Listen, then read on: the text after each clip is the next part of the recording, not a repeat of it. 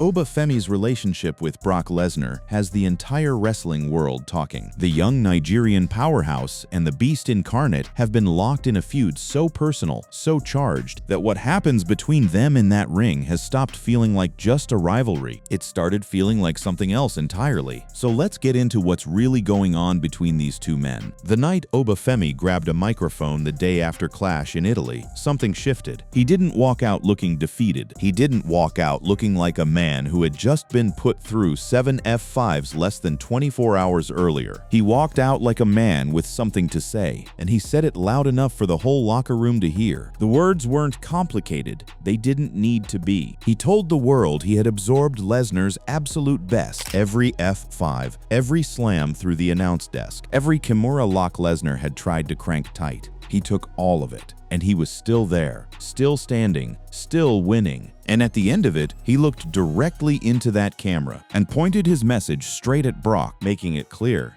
"I took your best shot, and I'm still here." That wasn't a sports catchphrase. That was a statement about what this relationship actually is. Because here's what nobody wants to admit out loud. This isn't just a feud. When you peel back the layers of all the promos, all the contract signings that turned physical, all the heated confrontations on Raw, what you find underneath is a connection between two men that runs deeper than the standard WWE rivalry. And Femi's words, quietly but unmistakably, have been telling that story for months. The 27-year-old from Lagos, Nigeria, didn't grow up hating Brock Lesnar. He grew up watching him. The former NXT champion had the utmost respect for Lesnar, having grown up watching the Beast incarnate, though he was clear he would not call the WWE veteran his role model. That distinction matters enormously, because a role model is someone you follow, someone you emulate. That is not what Femi sees when he looks at Lesnar. He sees a mountain. And mountains don't model, they challenge. And right now, with their series tied 1 win apiece, that challenge has never been louder. Let's rewind the clock to understand how we got here. Their feud began at the Royal Rumble on January 31st, 2026, in Riyadh, Saudi Arabia, where Femi was eliminated from the Battle Royal by Lesnar, a young man fresh off the NXT brand, barely on the main roster. And the first thing he runs into is the most physically dominant force in the history of professional wrestling. Throwing him over the top rope like he's nothing? That was Brock's way of introducing himself. But Femi had a different introduction in mind. A few weeks after the Royal Rumble, Lesnar issued an open challenge for WrestleMania 42. While Seth Rollins initially appeared to be his challenger, Femi emerged. Not because WWE forced it, not because the road was paved, because Femi stepped up and answered the call himself. That tells you everything about what this young man thinks of Brock Lesnar.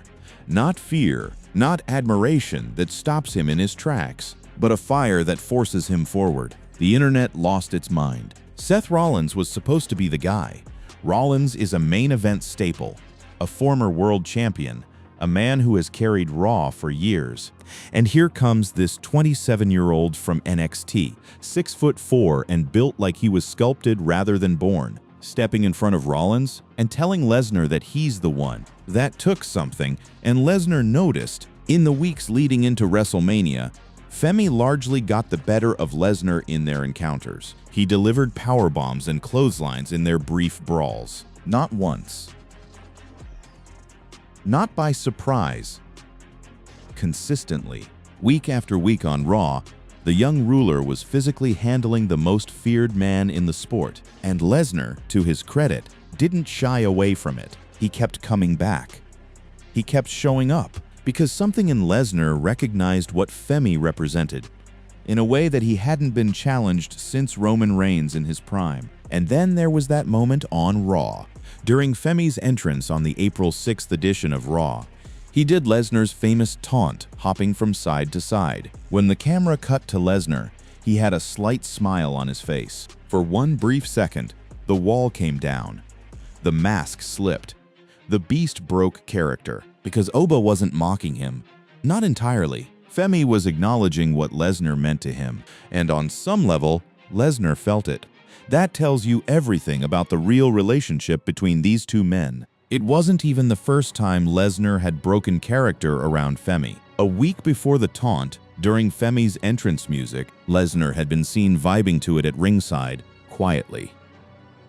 Not for the cameras, not for the crowd, just a man in his element, acknowledging that something in this young Nigerian's energy resonated with him. You don't vibe to the music of a man you simply want to destroy. That's not what enemies do. This is the tension at the heart of everything. On paper, they're enemies. On screen, they're two titans colliding for dominance. But underneath all of it, threading through every promo and every physical confrontation, there's this current, unspoken and powerful, that says Brock Lesnar has found the one wrestler in 2026 who makes him feel alive again. And Oba Femi has found the one opponent who makes him prove, without any shortcuts, that he belongs at the very top of this business. That's not a feud. That's a relationship. And what Femi has broken his silence about reveals just how complicated it really is. Before WrestleMania, when speaking to Denise Salcedo, Femi acknowledged the hype around the potential match against the former UFC champion and said it would be phenomenal whenever it happened. Phenomenal. Not brutal. Not the match I've been waiting for to prove myself. Phenomenal. The word a man uses when he's thinking about legacy. When he's thinking about something that will matter long after the result is announced. That word choice didn't happen by accident. So the question you have to ask yourself is this: what is it really between Oba Femi and Brock Lesnar? Is it just a rivalry built by WWE creative, ticking boxes and selling tickets? Or is there something between these two men? A grudging, ferocious, deeply felt mutual recognition that goes far beyond what's written in any script. What Femi has been saying in promos, in interviews, in the way he carries himself every time Lesnar's name comes up, is that the answer is both. And neither. It's something that doesn't fit into a box. And to understand it fully, we have to go back to the very beginning of Oba Femi's story. Because the relationship he now has with Lesnar didn't start in a ring. It started decades before they ever stood in the same room. Before there was the ruler, there was a kid in Lagos, Nigeria, who had no real reason to think pro wrestling would ever become his life. Isaac Odugbisan was born in Lagos on April 22, 1998, the son of Maria and Niyi Odugbesan. He grew up surrounded by Nigerian culture, Nigerian ambition, and a very specific kind of hunger that comes from being raised in a city of 20 million people, where you either find a way to stand out or you disappear into the noise. He found his way through sport, specifically through his body. He's been a fan of professional wrestling since the age of 6, with Triple H and The Undertaker being his favorite wrestlers. So from the very beginning, his wrestling taste ran toward the powerful, the dominant, the figures who walked into a room and made everything else smaller. He wasn't drawn to the acrobats or the technical wizards. He was drawn to the men who stood at the top of the mountain and dared the rest of the world to knock them off. That aesthetic never left him, where he won 10-shot put medals in the Nigerian University Games Association during his freshman season in 2016. 10 medals as a freshman. That's not athletic ability. That's a statement of intent. That's a young man who understands that the body is a tool and that sharpening it relentlessly is the only way to close the gap between where you are and where you need to be. And where he needed to be eventually was inside a WWE ring. But it didn't happen the way most people think it did. He didn't grow up training to be a wrestler. He wasn't the kid who put up wrestling posters and dreamed in increments. Before WWE reached out to him, the promotion wasn't really on his radar. He only watched pro wrestling through social media. Wrestling had been something he followed from a distance casually. The way you follow a sport, you respect but don't see yourself in.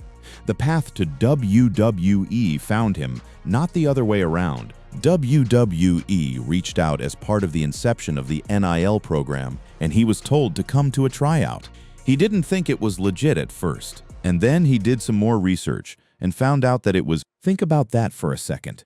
A global entertainment company approaches a shot-put athlete in Nigeria and tells him he could be a professional wrestler. The instinct is to dismiss it. The smart play, you'd think, is to keep your head down and focus on what you know. Femi chose differently.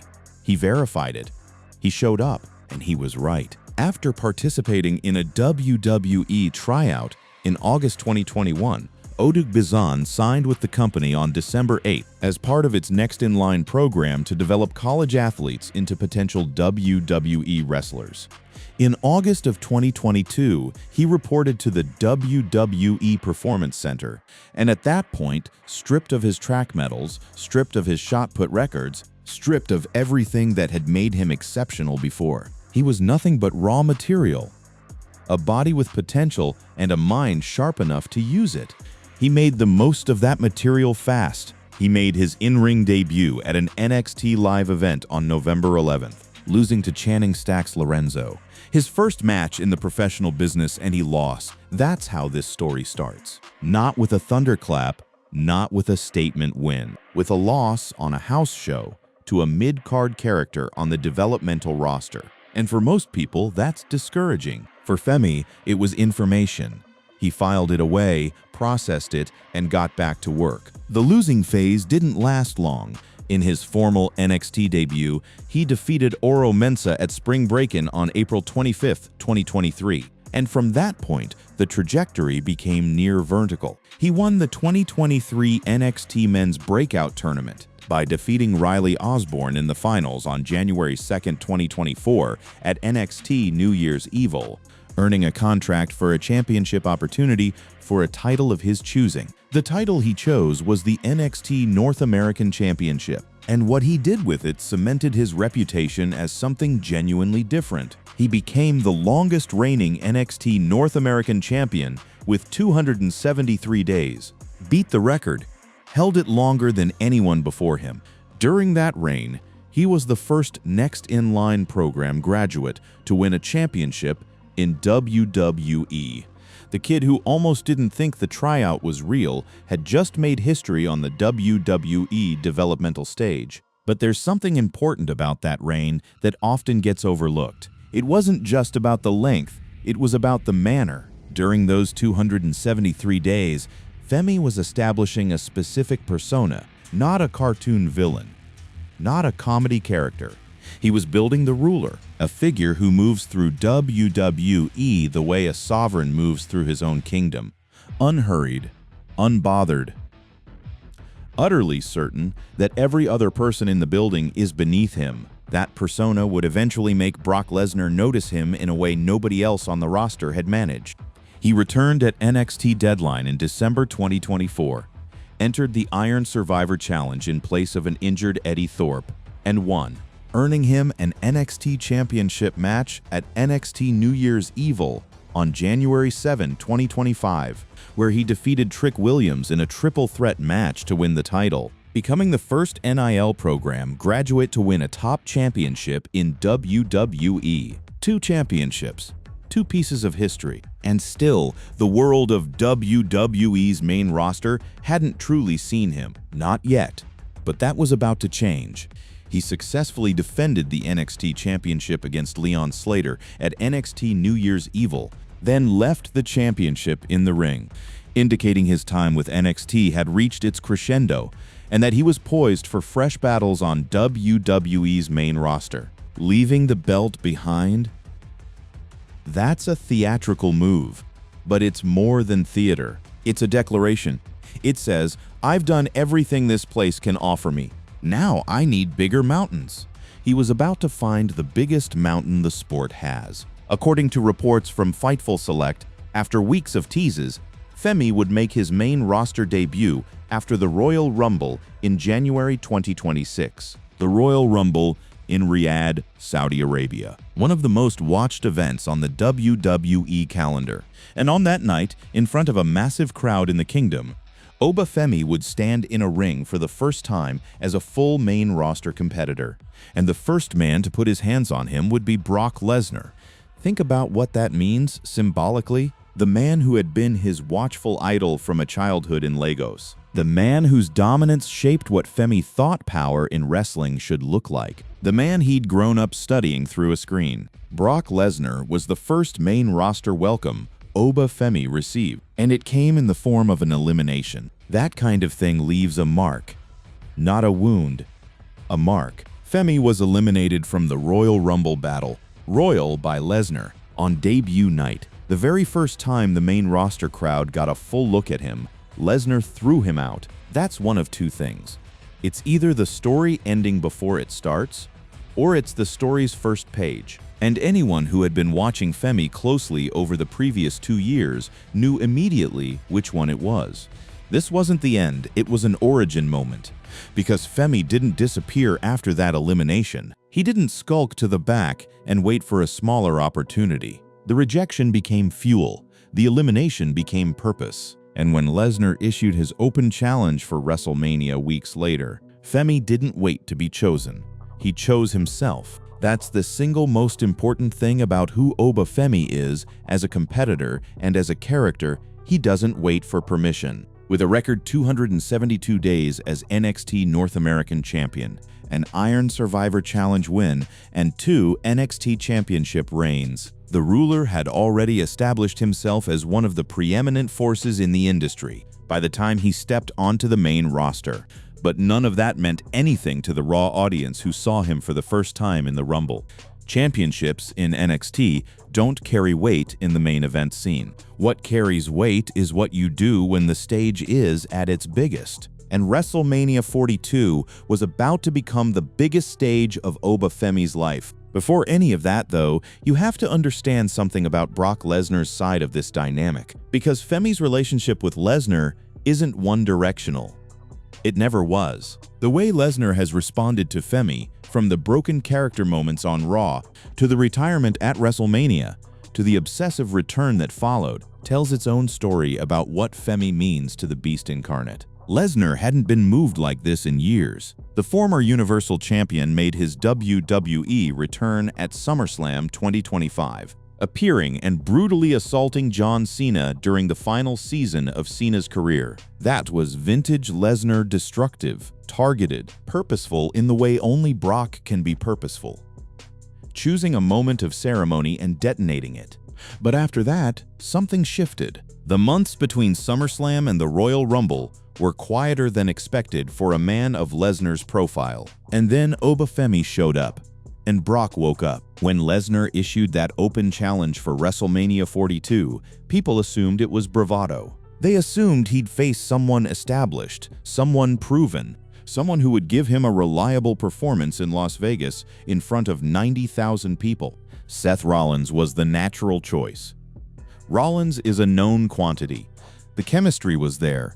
The promo battles were ready to be written. But it was Femi who stepped forward, and Lesnar, to the surprise of almost everyone, looked like he wanted it. That dynamic, that mutual pull between two people who understand each other across the canyon of their differences, is at the core of what Oba Femi has been breaking his silence about. Not just in one interview, not in one promo, but in the accumulation of everything he's said and done since that first Royal Rumble elimination. The respect that existed before the rivalry, the fire that was lit by Lesnar's dismissal, the deeper acknowledgement that runs underneath the anger. There's something between these two men, and WrestleMania 42 was where it exploded into full view. WrestleMania 42. Allegiant Stadium, Las Vegas. Night 2, the kind of night that gets stitched into wrestling's permanent fabric. The sky over Las Vegas was thick with the energy of 90,000 plus people who had spent weeks arguing about whether a 27-year-old NXT call-up had any business sharing a ring with the most decorated destroyer in WWE history. The debate was settled in a single night. Oba Femi and Brock Lesnar entered their WrestleMania 42 match in what was poised to be a true showcase of the Immortals, even as the former was making his debut at the event. Femi's debut, Lesnar's return to the grandest stage since WrestleMania 39, where he dispatched the 7-foot Omos with clinical ease. The contrast in experience was enormous, but in wrestling, experience and size only take you so far. What takes you the rest of the way is a combination of will, timing, and the ability to absorb punishment that would end most people. Femi had all three. Oba chants filled the air as the ruler made his way down to the ring. The Las Vegas crowd, fickle, loud, and deeply invested, had made their pick. This wasn't the subtle appreciation of a hardcore crowd recognizing a new talent. This was a full-throated roar for a man they'd known for only a handful of weeks. That tells you something about what Femi projects the moment he steps in front of a crowd. He doesn't ask for your attention. He commands it. And across the ring, Brock Lesnar received his own massive reception from the Vegas crowd. Lesnar received a big cheer as he was making his first WrestleMania appearance since WrestleMania 39. Two giants, two enormous receptions, two men whose physical presence alone makes the ring look smaller. The fans in that stadium had bought into both of them. And what that meant was this wasn't a match anyone wanted to end with a squash. This was a collision, a proper, full-blooded collision between the old world and the new. The match delivered everything the crowd demanded. As Femi looked to gain some momentum, his running uppercuts turned into an F5 from Lesnar. Just like that. One lapse in momentum and Brock capitalizes with the move that has ended more careers and more championship runs than any other in the last 2 decades. The crowd held its breath. But Lesnar didn't cover. He stood over Femi, staring down at him, and what he did next told the whole story of what this rivalry truly is. He waited, because Brock Lesnar wanted to know what this young man was made of. Femi got back up and chokeslammed Lesnar. That is the moment. Not the finish, not the pin. That moment right there, after eating an F5 on the grandest stage in the sport, when Oba Femi rose back to his feet and put the beast on the mat, that's when this feud transcended the standard passing of the torch story. Because a torch is handed, what Femi was doing was something different. He was taking it, without permission, without ceremony, with pure force. Femi then hit the fall from grace and pinned Lesnar for the win in the newcomer's stunning WrestleMania debut. The fall from grace. That's the name of his finisher, and in this moment, it carried every ounce of its weight. Brock Lesnar fell from grace at WrestleMania 42, and the man who put him there was a 27-year-old from Lagos who had been watching Lesnar on a screen since childhood. The arena went sideways. What followed the fall is where the real story about their relationship begins to crystallize. Lesnar was still in the ring. Femi got the applause. Lesnar got back into a sitting position and took off his gloves and boots, signaling he was retiring from professional wrestling. Unlacing his boots in the ring in front of 90,000 people, while "Thank you, Brock" chants washed over the stadium. He sat there on the mat like a man who had finally made peace with something he'd been fighting for years. And Femi stood there and watched him. Not gloating, watching. Lesnar was in tears as he hugged Paul Heyman, waving to the fans who packed the house. That image, Brock Lesnar in tears, embracing the man who has been by his side through every chapter of his WWE story. While 90,000 people chanted his name, is one of the most human moments Lesnar has ever had on screen. The mask was completely off. The beast was gone. What was left was just a man who knew he'd just had his last great match. Or so everyone thought. Because here's the thing about Brock Lesnar that all those years of watching him should have taught us. He doesn't go quietly. The retirement lasted a month, exactly 1 month. And what pulled him back wasn't money, it wasn't opportunity, it wasn't a grudge in the traditional sense. It was Oba Femi. Specifically, the inability to sit with what had happened in Las Vegas and accept it as the final word.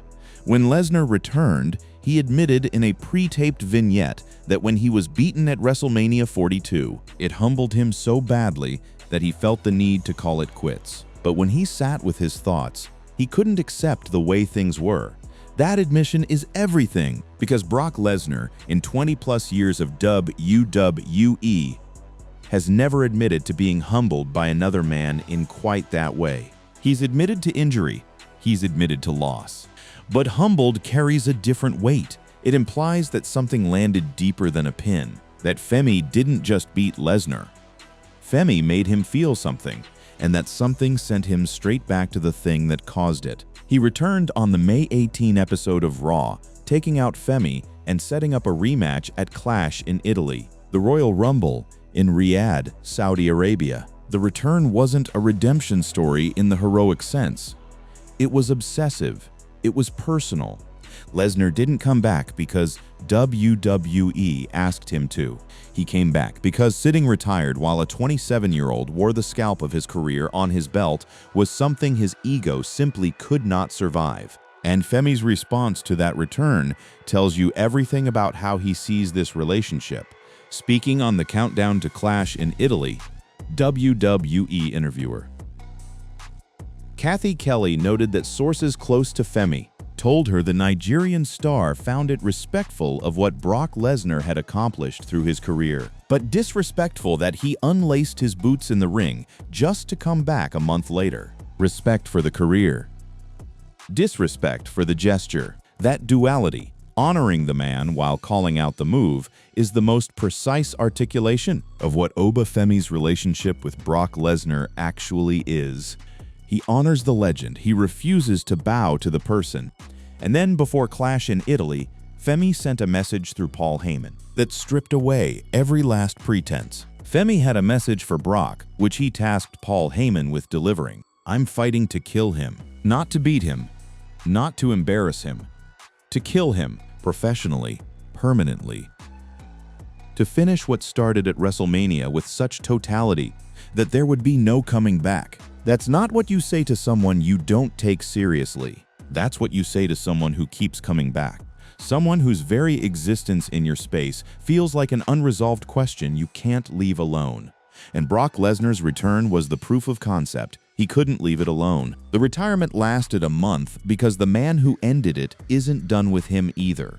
Two men circling each other, unable to fully let the other go. That's not just a feud. That's a relationship with unfinished business at its core. But Clash in Italy was about to prove that this story wasn't going to resolve cleanly. Not in Turin, not yet. Because what happened inside the Inalpi arena rewrote the script and raised the stakes for everything that comes next in a way that nobody on social media was fully prepared for. Brock Lesnar came to Turin not to compete. He came to make a statement. And that statement was about to cost Oba Femi everything he'd built in Las Vegas. Turin, Italy, Inalpi Arena. The crowd had waited months for this rematch. After WrestleMania had given the world what felt like a perfect ending. The young heir standing over the fallen legend, a torch passed, a career celebrated. Here it was again. Two men, same ring, but different stakes, because now it wasn't about establishing anyone. Now it was about something rawer and more personal. Brock Lesnar came to Turin with something to prove, and he proved it savagely. The match started fast. Lesnar hit Femi before the lights kicked back on following the championship intros, then hit him with 4 consecutive F5s. 4 F5 seconds before the match even had a chance to breathe. That's not a wrestling strategy. That's a message. That's Brock Lesnar telling everyone in that arena and everyone watching at home, I don't care how this is supposed to go. I'm going to bury this young man under a mountain of everything I have until the question of who's superior is answered. Amazingly, Femi kicked out after the first one. That kickout is where the crowd in Turin collectively understood what they were watching. This wasn't going to be a clean and comfortable win for either man. Lesnar had come back fiercer than he'd been in years, and Femi had come to Turin carrying the badge of WrestleMania. The undeniable proof that he could beat the beast. 4 F5s and he kicked out. The math of that situation only works if the man on the receiving end is something genuinely different. And Oba Femi is genuinely different. When Lesnar had Femi trapped in the Kimura lock, the Nigerian star managed to break the hold by picking up Lesnar while the submission was still latched on tight. That image. Femi rising to his feet with Lesnar's entire body weight dangling from his arm, breaking a submission by brute forcing himself upright, is the visual definition of who this man is. He doesn't escape holds by out-wrestling you. He escapes by refusing to acknowledge that you're supposed to be able to hold him. That's a different kind of athlete, a different kind of mind. But Brock wasn't done, not even close. After the action spilled to the outside, Lesnar put Femi through an F5 through the commentary desk. Through the desk. Not onto it, through it. And then, in a sequence that had the Turin crowd making noise, that can only be described as confused awe, Femi stood back up. After an F5 through solid furniture in front of thousands of people, he climbed back to his feet and continued. 7 F5s in total before the night was done. Lesnar delivered 7 F5s to ultimately get the win, destroying the former NXT champion. The finishing sequence came when Femi attempted the pop-up powerbomb, the move that would have been the perfect exclamation mark, hoisting Lesnar into the air and slamming him down to end the night. But Lesnar countered and picked up the pinfall victory. It took everything Lesnar had, but he got his win back. Lesnar and Heyman walked off talking smack to Oba, who was left defeated in the ring. That walking away moment is telling, because Brock Lesnar, who sat on the mat and wept at WrestleMania, who took his boots off and waved at the crowd and allowed himself to be genuinely moved, here in Turin, he walked off talking trash. The emotion was gone. What replaced it was cold, satisfied ruthlessness, as if getting the win back closed something for him. Not permanently, just enough to breathe again. But even as Lesnar walked away, the broader wrestling world was already reacting. The verdict from analysts and commentators was swift and pointed.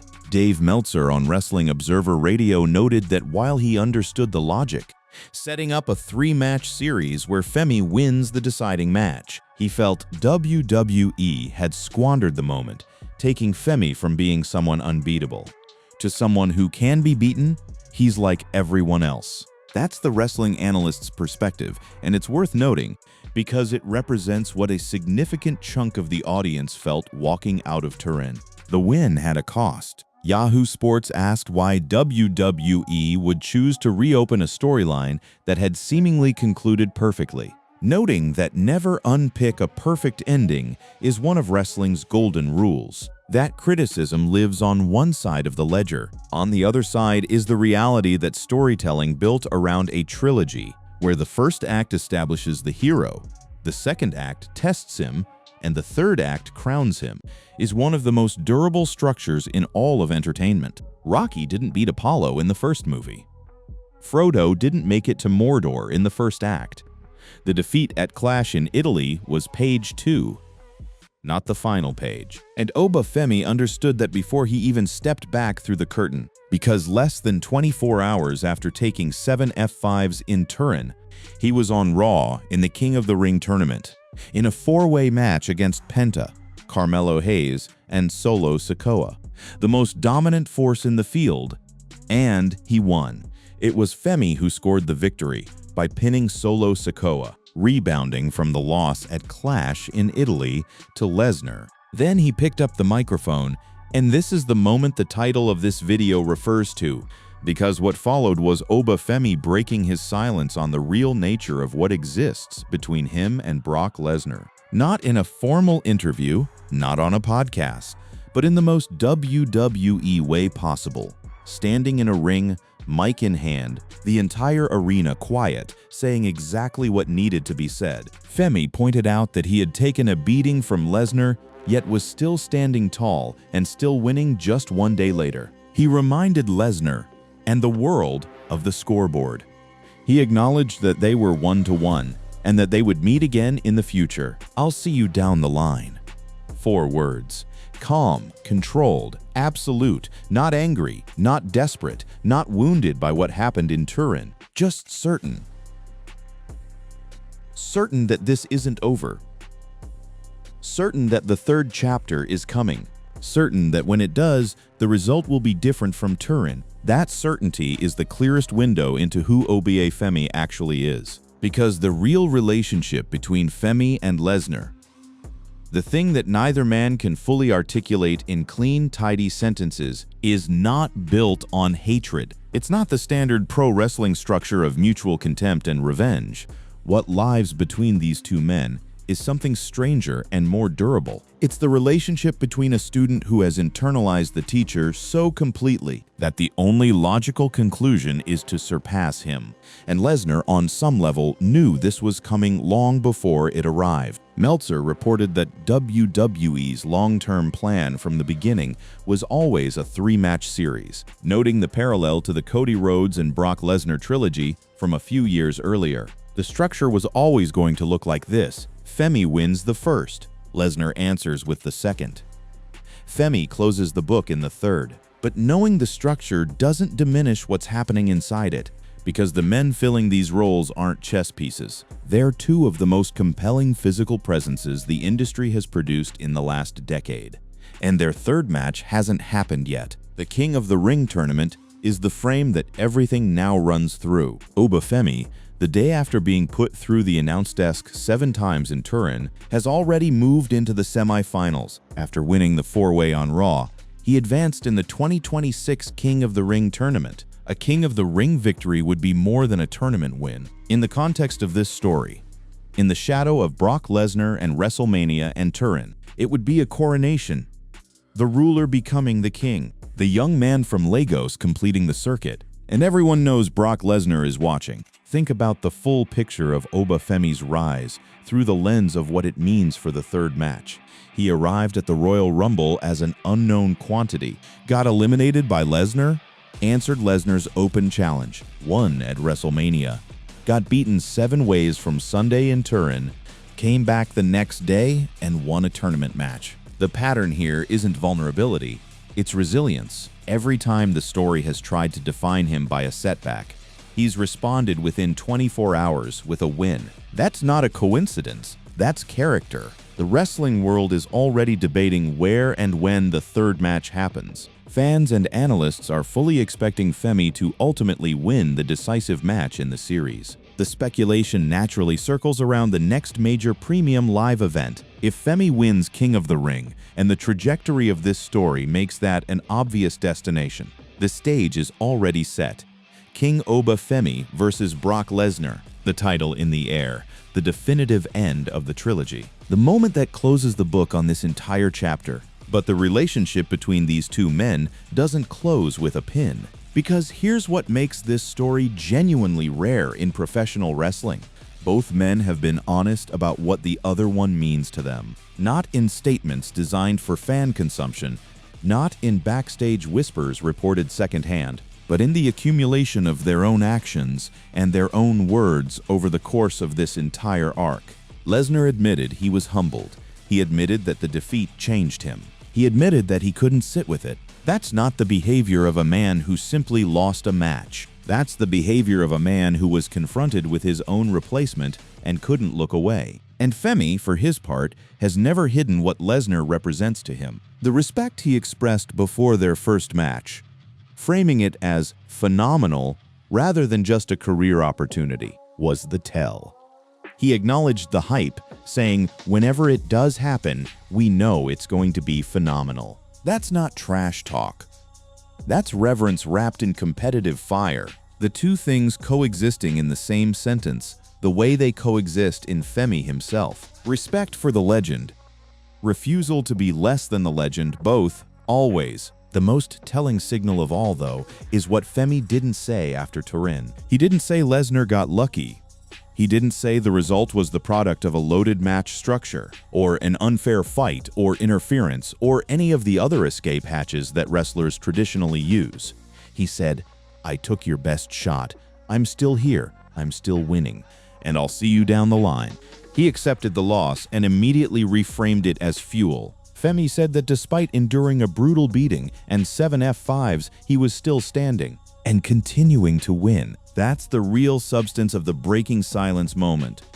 Not anger, not revenge fantasy, not even defiance in the traditional sense. What Femi communicated in the clearest possible terms is that the thing Lesnar tried to break in Turin, the confidence, the unshakable certainty of the man, is still completely intact. Maybe more intact than before, because it has now been tested under the most severe conditions. The sport offers 7 F5s and you're still standing. What do you even call that? You call it the foundation of a new chapter, because the Femi who came out of Turin is different from the Femi who walked into WrestleMania. Not smaller, larger, because now there's a full landscape of documented proof behind him. He beat Lesnar at the biggest show in wrestling. He survived Lesnar's most brutal assault at a follow-up premium live event. He won a tournament match the morning after, and he told the world with complete composure that the scoreboard reads 1-1. and the story isn't finished. That is the arc of someone who is being built for a throne, not a title shot. If Femi wins the 2026 King of the Ring tournament, it would position him as arguably the most dominant male superstar on Raw. The road from a Lagos childhood watching Triple H and The Undertaker on a screen, through 10 shot-put medals at a Nigerian university, through a WWE tryout he almost didn't take seriously, through 273 days as NXT North American Champion, through WrestleMania 42, through Turin. It all points to the same destination, a man standing at the top of WWE's main roster with no argument left to be made against him. And Brock Lesnar is the final argument. The third match, when it comes, won't just be a wrestling match. It'll be the closing of a circle that started with a childhood in Lagos and runs through every piece of this story we've traced here. When Femi's finisher lands for the third and final time on the Beast Incarnate, it won't just be the end of a feud. It'll be a young man from Nigeria who grew up watching Brock Lesnar and revered what he represented, standing over him for the last time with the full understanding of what it took to get there. If it is Lesnar's final match, he'll retire as a 10-time WWE champion and a 2-time Royal Rumble winner, and the man across the ring from him will have been the one who earned the right to close that chapter. Oba Femi has broken his silence on the real relationship with Brock Lesnar. Not in a press conference, not in a long-form interview where he carefully chose diplomatic words, but in the way men who understand the sport at its deepest level always do.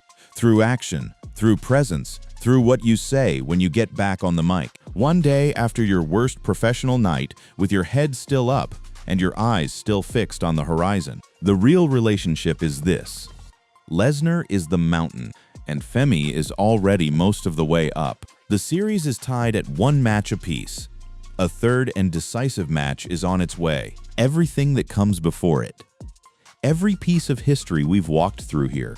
Every moment of mutual recognition between these two men, every F5 and every fall from grace is the prologue. The actual story ends when the final pin is counted, and if everything about this arc points in the direction it appears to be pointing, Oba Femi will be the one standing when it does. He told Lesnar he'd see him down the line. And in WWE, down the line always arrives. That's the real relationship between Oba Femi and Brock Lesnar.